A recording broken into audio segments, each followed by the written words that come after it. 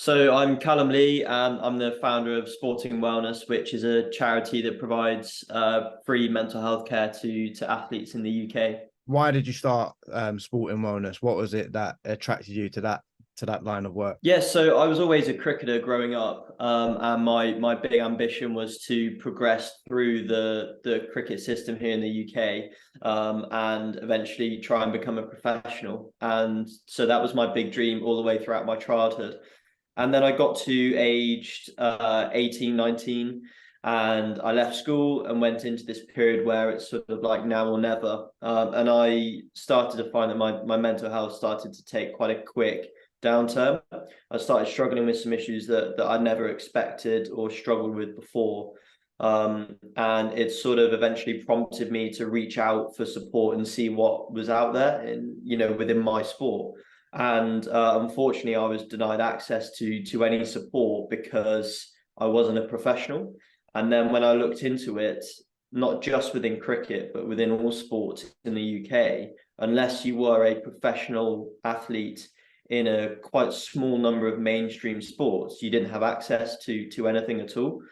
And so that really was where the idea to start a charity begun. And eventually that's led to Sporting Wellness, which is now one centralized support system for any representative athlete in the UK, across any sport. So yeah, that was how I got into it. And I've just been loving it since I started, really. And how did you actually like practically get started with it? Because I'm one of those guys. I've got like a million ideas. I've got a notes on my phone that are just like business ideas, like literally a few hundred.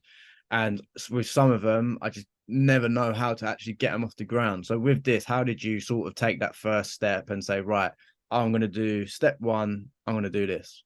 Yeah, I was probably pretty similar in terms of I've always had like little ideas to do stuff and always been frustrated at myself, a few months later when I haven't done anything about them. But there was something around starting my own charity where I definitely knew I was gonna try and do it. I didn't obviously know whether it would be able to get off the ground or not, but I knew that I was definitely going to try. And I actually went on my gap year to Cape Town to play more cricket. And I didn't do anything for the first 5 months or so from having the idea. But then when I came back to the UK, I think it helped because I wasn't at university and my cricket career and dreams of a cricket career were pretty much, gone. So it was almost a case of like, right, if I'm now not doing any cricket, what am I going to do? So I think the fact that my cricket ambitions were pretty much erased during that time, it sort of forced me into going like, right, I'm going to do this, and I think it helped me just in terms of my own mental health, having like a new purpose and a new mission really, and something that I could probably control a lot more than being a cricketer. So yeah, the first steps were pretty basic to start with. It was things like getting a website built, looking at what goes into applying for charitable status, which was horrendous, and the amount of admin that went into that was shocking. Things like social media and stuff like that. But as I'm sure you'll know, that's really, one of the most exciting parts about it. And so the first steps were pretty tedious looking back, but at the time it felt really, really exciting. And yeah, the fact that my cricket career was pretty much, or ambitions of a cricket career were pretty much gone, pretty much forced me into being a lot more proactive with it than if I was still playing cricket. And how did it actually work? Like, do you sort of get athletes on a one-to-one basis, or do you get clubs? Like, how did you actually sort of get your first client, if that's the right word, or your first sort of person on your books? Our model that we have is essentially we buy a private healthcare contract from a big supplier, because the issue that I ran into was I didn't have support because there wasn't support available for my level of sport. So it was geared towards the top end. And I think that's the case because there wasn't a system in place that could handle large amounts of capacity. And so that's where we decided to change the way we were going to do things and create a model where we could have capacity and we could support as many athletes as possible without compromising on the quality and without bogging down what is essentially a startup in loads of admin time. Because originally the idea was to have an athlete inquire through our website, and then we phone a counsellor that's near where they live and then arrange the sessions for the athlete and then pay for them. But then we realized pretty quickly that if we did that, we'd probably only be able to support, 10, 15 athletes a year, because we'd just constantly be on the phones. And so, yeah, that's where the idea to purchase a healthcare contract, which is obviously a bit of a risk up front, because, you tie yourself into paying X amount per month. But that was where that idea came. And that's essentially meant that our capacity is so huge without compromising on the quality. So that's how it works. An athlete goes onto our website now and they fill in a self-referral form. And then within 24 hours, we give them, if they're eligible, which most athletes thankfully are, we give them access to a fully professional, confidential and funded private mental health care system. Nice. No, that makes complete sense. And you're probably the best person to talk about.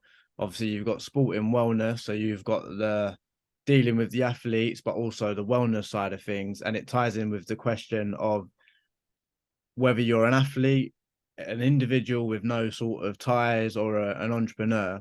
What are like some of the dangers, especially from the experience you've had with dealing with athletes in this space? What are the dangers of like putting on a game face, so to speak, like specifically for entrepreneurs as well?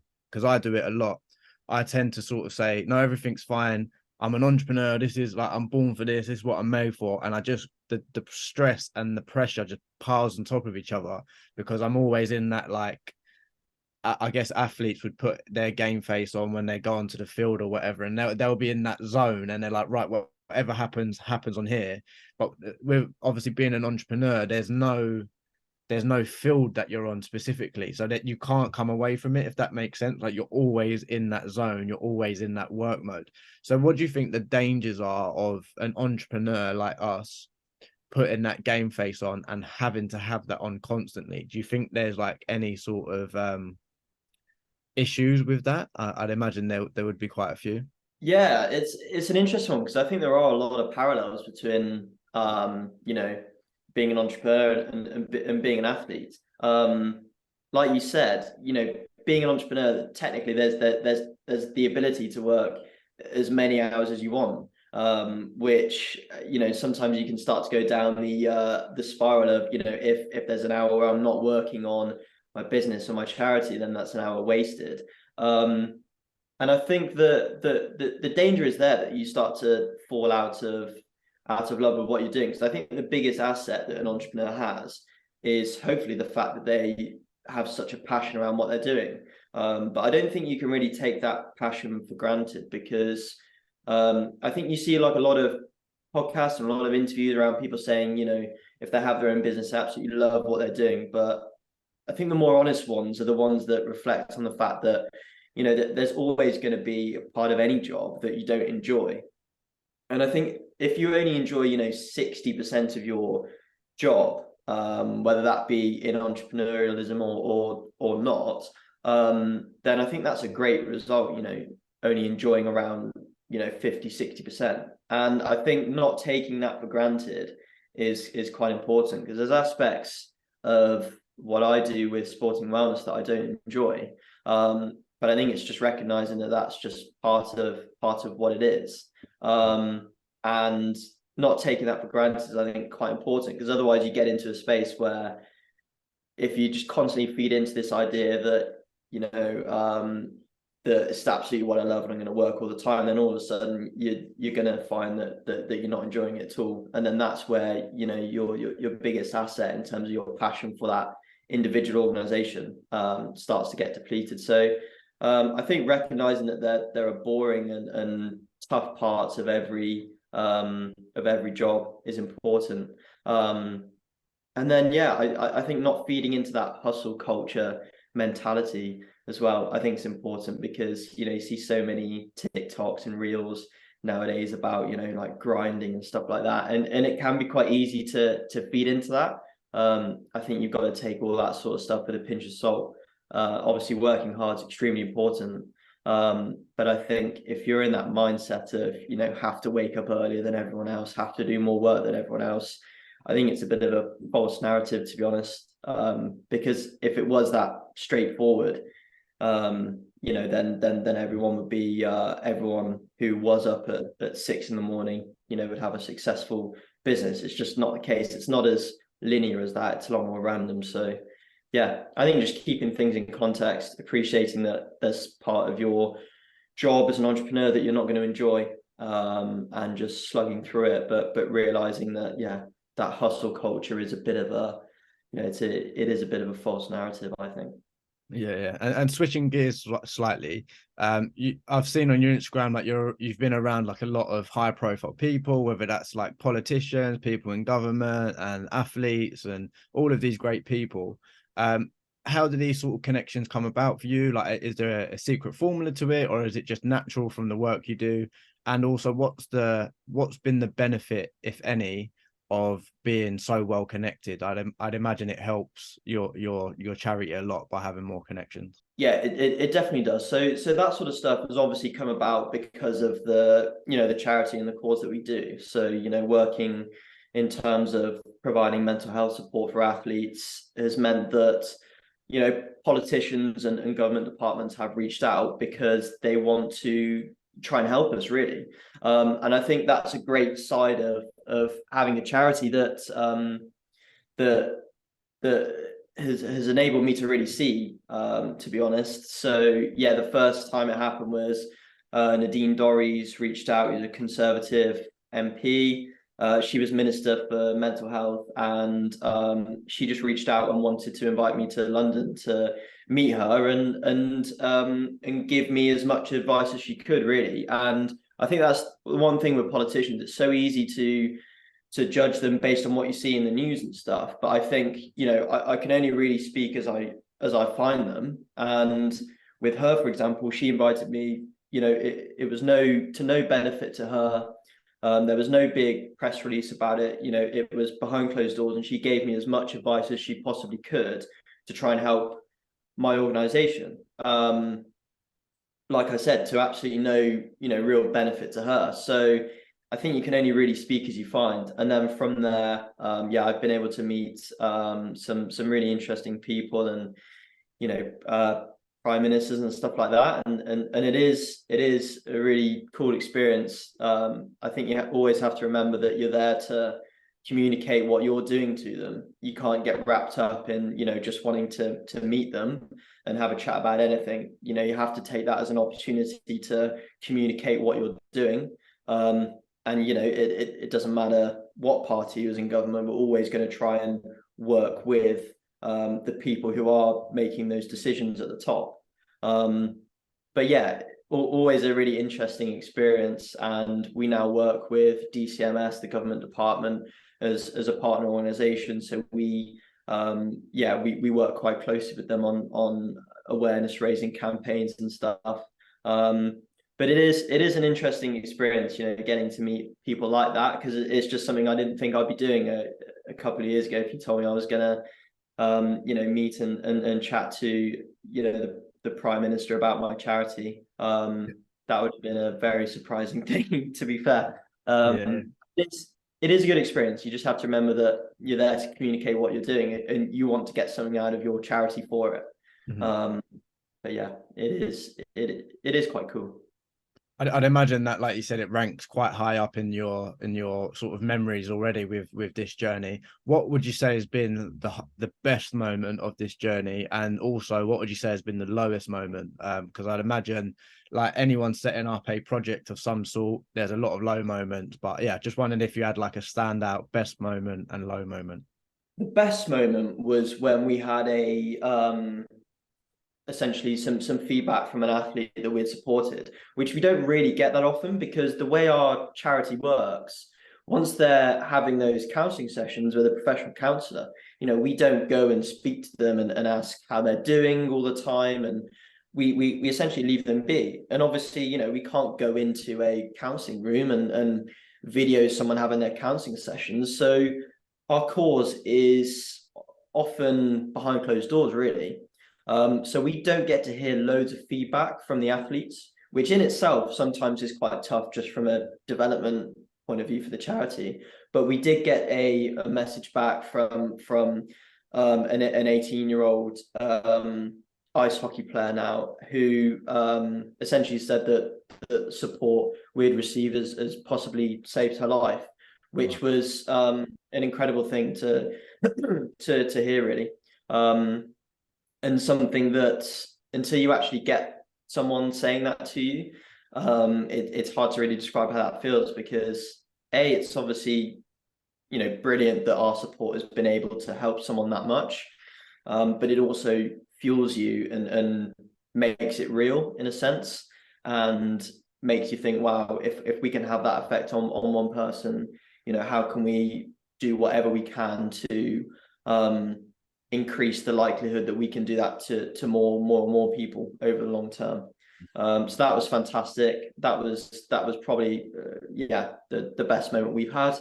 And then in terms of a low moment, like at the end of 2021, we basically had no money at all. Our costs were you know, outweighing our income, which isn't a great place for a business to be, obviously. Pretty simple.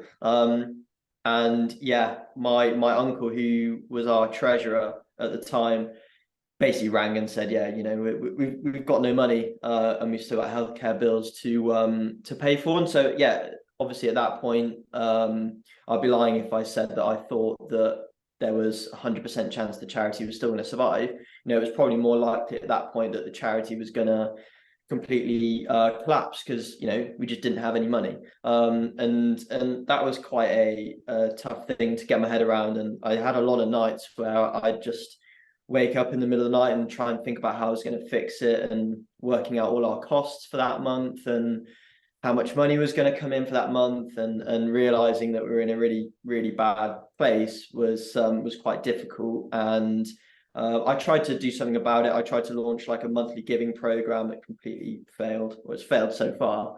But that's the great thing about having your own organization. The problems are your own, but you know, it's up to you to provide a solution.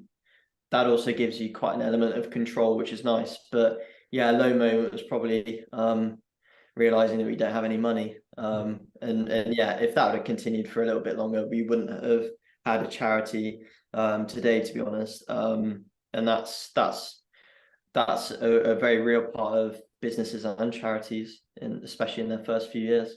Yeah. What's one thing you wish you knew at an earlier stage that would have helped you? Because it seems like anyone, you've made a few mistakes or got into some sticky positions like anyone starting a project would have done. Is there anything you wish you would have known back then, or perhaps something you wish you could know right now that could get you to the next level? I mean, there's loads and loads of little things. I definitely stumble across like old emails that I'd sent back in, you know, 2020 when the charity started, or 2021 or whatever, even last year. And I just look and think like, what were you thinking? Like, that's such a terrible idea. And it almost makes you cringe, but it makes you realize that at the time I thought that was a great idea, and I thought, you know, no way that wasn't going to work. And it's only by actually doing it that you're going to get any better, and your organization's naturally going to evolve, whether it's a business or a charity. And it's always it's almost a bit like natural selection. It's always going to go towards something better if you keep working at it. And I think just like understanding that that at the time you are going to make those mistakes, but you have to make those mistakes in order to get the better idea that does work. And so there are loads of little things. I think if I could go back in time, I'd have been much more proactive with the fundraising side of things, which is something I've learned and I'm starting to do now. I think in the first couple of years, I was much too focused on the elements of the charity that I found really fun. So the marketing side of things, working with ambassadors and you know, merchandise and that sort of stuff, which is great. But I think if I could go back in time, I'd have a much stronger focus on just it is a little bit more boring, but getting the money into the charity is so vital, and being really proactive around building a proper revenue stream, which is what we're doing now, and what we're really starting to do. I think being a lot more proactive around that would have been more beneficial, and not taking the fundraising side of things for granted. Because in the first year, we basically had COVID, and loads of people were doing loads of fitness challenges. I think like May 5K thing was really booming, and everyone was doing, you know, runs for charity, and we were a sport mental health charity, and so lots of people raised the money for us basically. And then when COVID basically finished and everyone started, you know, going back out and living a more normal life, that obviously dried up, and I don't think I realized that was going to happen.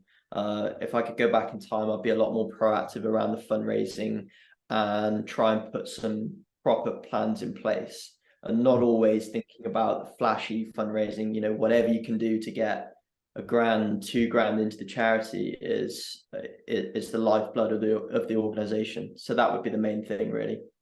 But I probably had to go through that first year to realize that.